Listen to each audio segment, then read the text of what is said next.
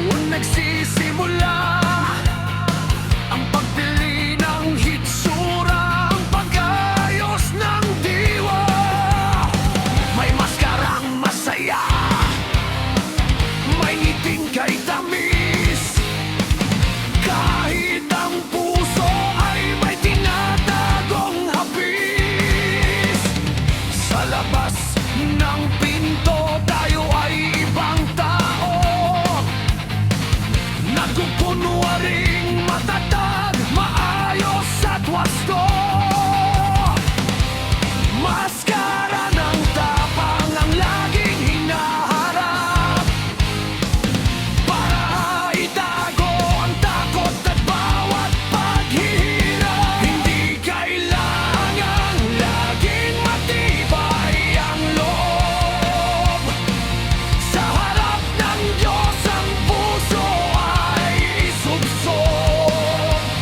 Dahil sa likod ng bawat maskarang ating suot, may isang totoong taong nais lang ay mahalin.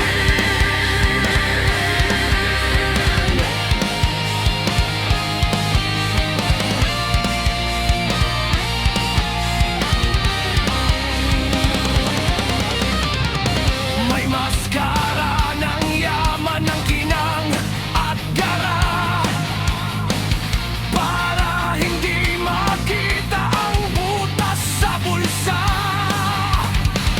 May maskara ng galing ng salita at talino, kahit sa loob ay lito at naghahanap ng handog. Ngunit ang pinakamahirap na anyo ng palamuti ay ang magmukhang ayos lang kahit puno ng bighati. Pinapakita sa lahat na kaya ang bawat laban, kahit ang sarili ay pagod na at nahihirapan. Hindi kailangan laging matibay ang loob.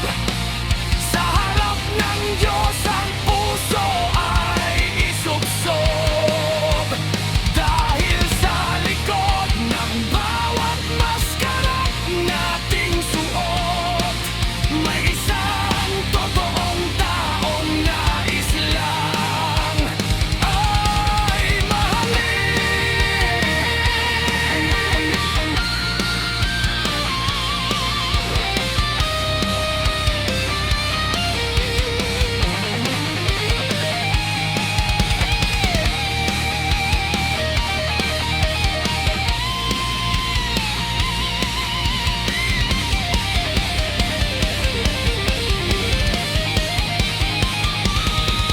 Pagdating ng gabi sa gitna ng katahimikan, inaalis ang pintura at ang pilit na kakilala.